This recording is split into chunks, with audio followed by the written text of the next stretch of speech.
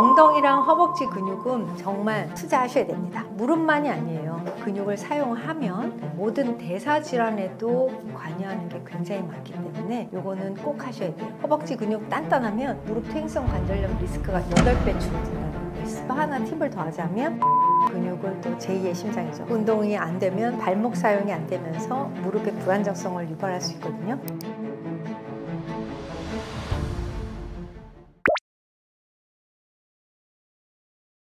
무릎은 우리 몸에서 제일 큰 관절이에요. 그 얘기는 내 체중을 제일 많이 받아낸다는 얘기죠. 무릎은 하루에 수천 번을 움직인대요. 네. 앉고 일어서고 걷고 움직이고 무릎이 안 쓸 수 없어요. 그래서 무릎 건강을 지키는 이유는 이제 지금 말씀드린 대로 그걸 움직일 때 가장 많이 사용돼야 되는 것. 그 다음에 두 번째는 무릎 건강에 가장 핵심 요소인 안에 있는 연골은 재생이 안 됩니다. 요즘 줄기세포 주사 이런 거 해서 재생이 된다는 하는데 엄청 많은 돈을 들여야 돼요. 몇 천만 원만. 그런데 그런 몇 천만 원 들여서 재생되는데도 시간도 또 오래 걸려요. 그래서 무릎은 먼저 지키는 게 중요하고요. 세 번째, 무릎은 여러분들 과체중하고 직결돼 있어요. 그래서 내가 체중이 좀 늘어나면 무릎 통증이 있다. 요거 경험하신 분 많으시죠? 그래서 내 그 건강의 바로미터처럼 사용을 될 수도 있어요. 또 하나 마지막으로 무릎이 정말 중요한 이유는 노후에 내 자유를 보장합니다. 무릎이 건강에 움직이잖아요. 화장실도 내 맘대로 못 가고 누구 손 빌려가고 막 이렇게 목발 짚고 이렇게 하면 안 돼. 내가 내 뜻하는 대로 내가 원하는 곳을 가려면 무릎이 건강해야 됩니다. 무릎 건강 지금 지키셔야 내 노후가 자유롭다. 요거 잊지 마시고 무릎 건강에 대해서 꼭 신경 쓰세요.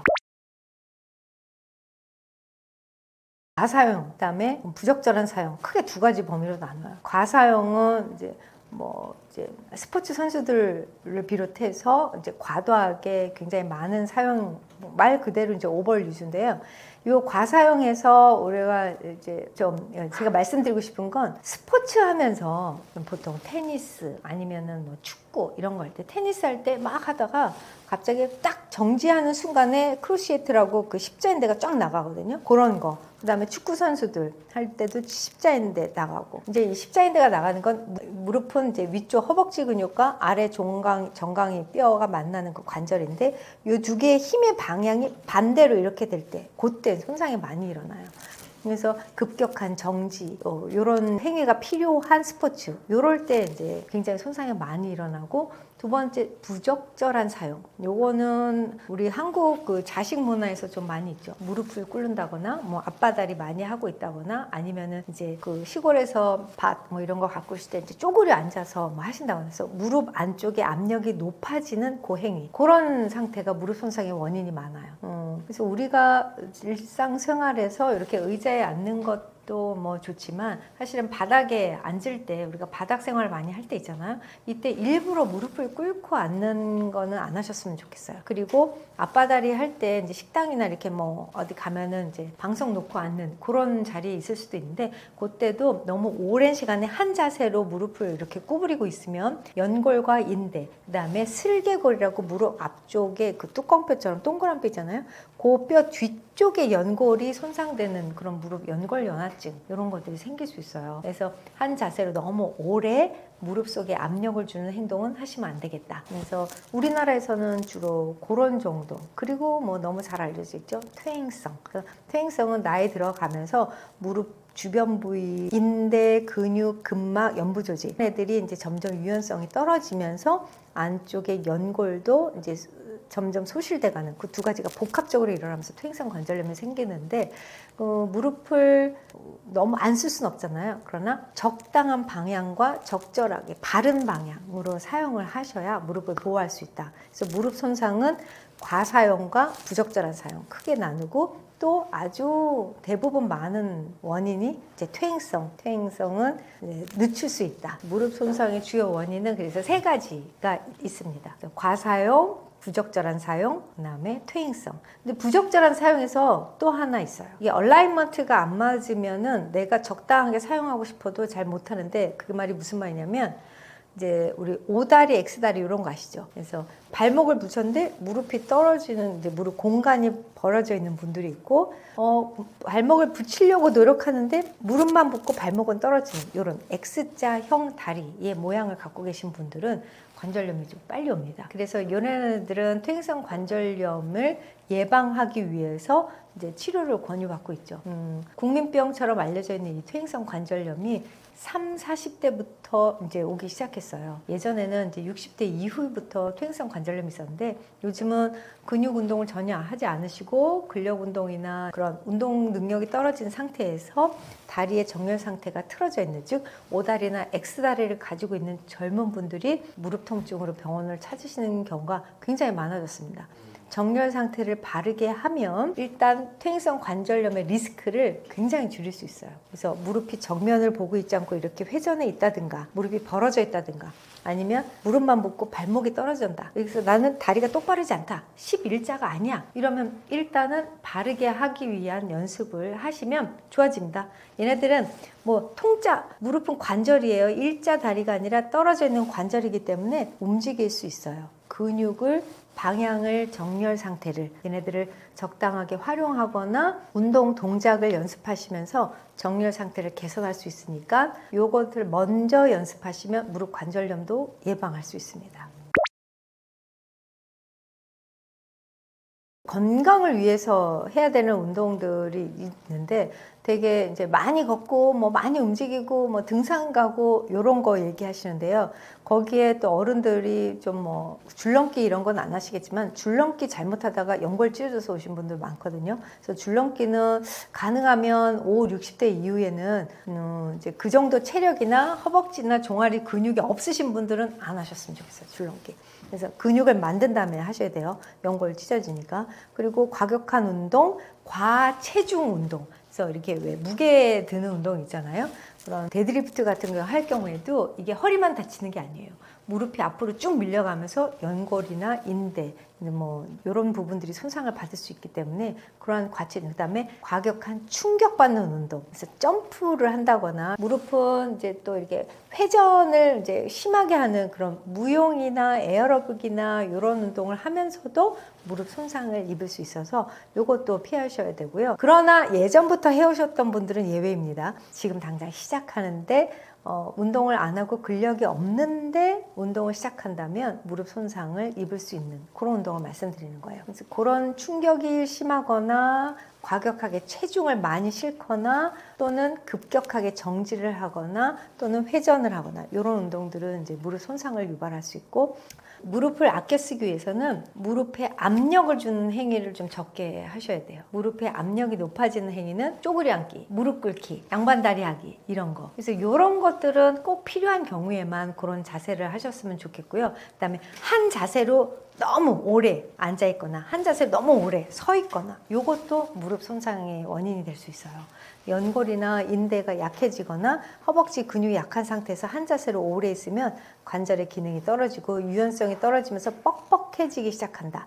이러면은 이제 이런 그 신호가 오기 시작하죠. 그래서 만약에 무릎에 뭐 이제 뭐 딱딱 소리가 나, 움직일 때마다 왜 딱딱 소리 나시는 분 있죠? 그리고 한참 있다가 일어날 때 하고 이렇게 좀 뻑뻑한 느낌? 아니면 뭔가 새로운 동작을 하려고 하는데 무릎이 딱 잠기는 느낌, 이런 느낌을 느끼시면 요거는 빨리 해결하시면 관절염까지 안 가실 수 있어요. 근데 이런 것들이 시간이 지나면 또 괜찮아지거든요. 그리고 또 어떤 순간에 또 다시 그런 증상을 경험하고 이게 반복되면서 점점 퇴행성 관절염으로 가는 거예요. 그래서 이런 초기의 증상들을 경험하시면 빨리 개선할 수 있도록 전문가와 이제 상담을 하시고 노력을 하셔야 돼요. 약을 처음부터 드실 필요가 없기 때문에 충분히 의견만 듣고 집에서 할 수 있는 팁들을 얻으시면 돼요. 그리고 평소에 무릎을 이제 아껴 쓰는 행동 중에 허벅지랑 엉덩이 근육 강화시키는 거, 제가 계속 말씀드리죠. 엉덩이랑 허벅지 근육은 정말 투자하셔야 됩니다. 시간을 투자하시고 근육량 투자하시고 근력 투자하셔야 돼요. 그래야 내가 앞으로 살아가면서 점점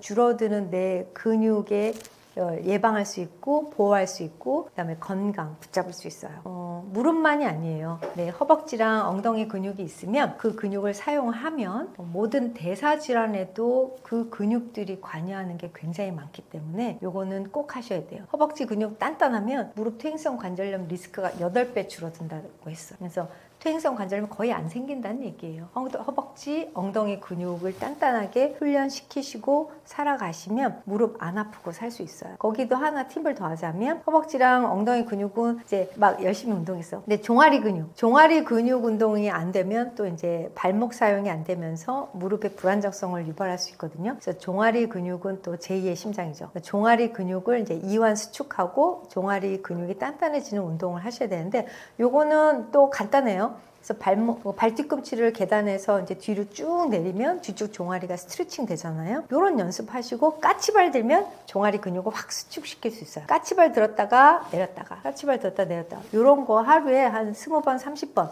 요 정도만 하셔도 혈류량 개선이 돼요. 심장으로 이렇게 역행해서 혈액이 올라와야 되잖아요. 근데 얘네들이 물 성분이다 보니까 역행해서 위로 올라오는 건 거의 불가능하죠. 그래서 종아리에서 이렇게 짜주면 혈액이 심장으로 잘 모일 수 있어요. 그러면 심장으로 모인 혈액이 또 혈류를 금방금방 짜면서 전신에 혈액을 잘 공급할 수 있는 그런 방법으로 선순환되죠. 근데 만약에 체액 저류라고 해서 내가 오래 서 있고 앉아 있고 하면서 이렇게 다리가 이제 밑으로 쏠리고 혈액이 아래쪽으로 쭉 내려간 상태에서 종아리 근육을 사용하지 않으면 부종이 생기죠. 왜 이렇게 뭐 오래 일하다가 이제 신발 신고 딱 나가려고 하면 발이 퉁퉁 부어서 신발 안 들어가시는 분, 이런 분들은 반드시 종아리 운동 하셔야 돼요. 이런 분들이 자다가 중간에 한두 번 깨실걸요? 왜 깨시냐면 이 밑으로 내려가 있던 부종들, 세포 외액들이 자려고 딱 누우면서 이제 심장으로 쭉 올라와요. 누우면 심장으로 올라와서 순간 혈액순환이 되면서 이제 콩팥에서 걸러내는 소변량이 많아집니다. 그래서 자다가 계속 새벽에 깨. 이런 분들, 자다가 새벽에 화장실 가려고 깨시는 분들은 종아리 운동 해보세요. 그러면 화장실 가려고 깨는 일 없이 숙면을 취할 수 있습니다. 이것도 참고하시고요. 평소에 무릎 관리는 허벅지랑 엉덩이 근육 관리다. 이렇게 기억하시면 될 것 같아요. 근력 운동만 계속 얘기를 했는데 그러면은 앞쪽에 단단하게만 하면 되냐? 사실 무릎에 퇴행성 관절염이 생기는 가장 큰 이유 중에 하나가 내측근이 이렇게 짧아지면서 무릎 관절이 안으로 기울어지면서 압력이 자꾸 안쪽에만 실리는 보행 습관 때문이에요. 이게 퇴행성 관절염의 기전이거든요. 그런데 이제 보통 다 이제 반월상 연골이 내측, 외측 이렇게 한 쌍이 있는데 내측 반월상 연골의 소실로 인한 퇴행성 관절염이 거의 90 몇 프로죠. 그게 이제 무릎 관절이 기울어지면서예요. 그 기울어지는 건 다리 양쪽에 안쪽과 바깥쪽 근육 중에 안쪽, 즉 내측 근육이 조금 짧아지기 시작합니다. 이러면서 점점점 무릎 관절이 안으로 기울어지면서 내측 연골 소실이 일어나는데 이걸 예방하기 위해서 자기 전에 다리 무릎 안쪽 스트레칭을 하는 거예요. 그 스트레칭은 가장 간단한 거는 그냥 다리찢기처럼 다리를 양쪽으로 최대한 벌려서 상체를 앞으로 숙여주시는 거죠.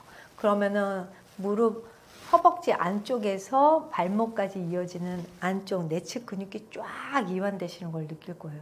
점점 그렇게 하시면 고관절도 건강해지고 무릎 관절도 유연해지고 아주 시원하고 좋습니다. 그래서 이런 내측 근육을 스트레칭하는 거, 이거는 퇴행성 관절염을 예방할 때 허벅지 앞쪽 근육을 단단하게 하는 것만큼 중요해요. 사실 이 관절 안에는 수분이 굉장히 많아요. 눈에 보이지 않지만 활액부터 시작해서 인대도 수분감이 떨어지면서 손상을 많이 입거든요. 근데 우리가 나이 들면서 안타까운 게 뭐냐면 물 엄청 많이 마셔도 이게 흡수가 잘 안 돼요. 장 점막이나 이런 데 점막에서 수분을 흡수하는 능력도 조금씩 떨어지기 시작해요. 그래서 젊었을 때처럼 수분의 흡수 능력도 떨어져서 물을 많이 먹는다고 얘네들이 다 몸으로 가지 않기 때문에 사실 잘 흡수가 되는 물을 섭취하는 게 중요하다. 그럼 뭐가 잘 흡수가 되냐? 이온을 띤 물이 흡수가 잘 돼요. 그러니까 정수기물 이렇게 그냥 다 필터가 걸러주는 거, 이온이 하나도 없는 거, 요거는 흡수가 안 된다는 얘기죠. 플러스 마이너스 요런 미네랄 워터 요런 거 드십시오. 그래야 흡수력이 이제 우리가 어르신들도 물이 잘 흡수될 수 있어요. 흡수를 잘 시키려고 만든 게 뭐 포카리 스웨트잖아요, 이런 거. 근데 포카리 스웨트가 사실은 딴 거 없어요. 플러스 마이너스 이온을 띠고 있어요. 그래서 이온 음료 이렇게 얘기하잖아요. 그게 장 점막에서 쫙 들어가요. 물은 이제 이온을 띠고 있지 않으면 흡수가 안 됩니다. 어르신일수록 사실은 정수기 물보다는 미네랄이 들어가 있는 물을, 또는 정말 우리 선조들이 너무너무 지혜로웠던 게 보리차물 있잖아요. 그냥 맹물, 생수 이런 거보다 이제 거기에 보리차가 들어가면 이온을 띠게 돼요. 그래서 그 보리차가 더 흡수가 잘 된다. 그래서 흡수가 잘 되는 물을 충분히 섭취하시고요. 관절에 건강하게 하는 영양제들 많이 드시죠? 뭐 우리 환자분도 항상 얘기하세요. 글루코사민 먹어도 돼? 막 이러는데 글루코사민 좋습니다. 네, 나쁘지 않아요. 근데 그게 관절 치료제는 아니란 얘기죠. 관절에 도움이 됩니다. 즉 도움되는 거 다 드셔도 되는데 그게 마치 관절 치료제처럼 생각하시면 안 된다. 이렇게 좀 말씀드리고 싶고요. 항산화제, 많이 알려져 있는 비타민 E, C, 그다음에 오메가3. 얘는 왜 필요하냐면 항산화제는 곧 항염증제다. 이렇게 생각하세요. 몸속의 염증을 줄여줘서 통증을 줄일 수 있어요. 그리고 관절염이잖아요. 염증이라는 거는 사실 감염에 의해서 막 피 고름 나는 그런 염증이 아니고요. 일단 마찰성이라든가 퇴행성, 그래서 점점 소실되는 그 과정, 정상에서 벗어난 과정을 우리가 크게 염증이라고 표현을 하는데, 이때 이 염증의 속도를 줄여줄 수 있는 애다. 그래서 얘네들은 비타민 E, C, 오메가3 이런 거는 뭐 골관절에도 충분히 도움이 되고 전신 안티에이징에도 당연히 도움이 되니까 요건 좀 챙겨 드셨으면 좋겠어요. 그리고 뭐 칼슘, 비타민 D 이거는 아무리 강조해도 지나치지 않습니다. 그렇지만 너무나 고농도 칼슘만 섭취하실 경우에 오히려 뼈나 관절을 건강하게 하기보다는 혈중에 이제 석회를 만들 수 있는 가능성이 높아져서 칼슘을 섭취하실 때는 반드시 칼슘과 비타민 D를 같이 복합제제가 있어요. 얘네들을 좀 선택하셔서 드시면 뼈 관절 건강에 도움을 받을 수 있어요. 칼슘, 비타민 D가 하나로 돼 있는 거. 그리고 말씀드린 그런 항산화제, 그리고 글루코사민을 비롯한 기타 관절에 도움되는 건강보조제 괜찮습니다. 뭐 이거는 이제 퇴행성 관절염이 이제 극심하신 분들한테 추천드리는 건 아니고, 무릎을 조금 건강하게 오래 쓰고 싶다, 지금은 좀 괜찮다 이러신 분들은 이런 것들을 좀 선택하셔서 드시면 관절을 유연하게 오래 사용할 수 있는 데 도움이 되실 겁니다. 제가 진료실에서 이렇게 환자분들 많이 만나 뵈면서 느낀 게, 이게 아픈 다음에, 문제가 생긴 다음에 이거를 좋아지게 또는 완전히 고쳐드리기엔 너무 힘들구나 예요. 그래서 이런 문제가 생기기 전에, 아직 아프지 않으신 분들은 미리 예방 차원에서 몸을 관리하셨으면 좋겠어요. 그 관리하는 것이 자기 자신을 지키고, 그게 뭐 재테크보다도 건강 테크 하시는 게 평생 더 남는 것 같아요. 굉장히 뭐 일찍 은퇴하시고 여유로우신 분들도 병원을 찾으시면서 후회하는 단 한 가지는, 내가 미리 건강에 신경 쓸 걸, 이렇게 말씀하시더라고요. 그렇지만 지금 젊으신 분들, 30, 40대 분들 지금부터 건강에 신경, 관심을 갖고 운동하고 먹는 거 잘 챙겨 먹고 스트레스 받아도 그걸 잘 씻어낼 수 있고 수면 시간 확보하고 이렇게만 하시면 사실 큰 질병 없이 살아있는 동안에 건강하게 사실 것 같아요. 의사로서 환자를 만날 때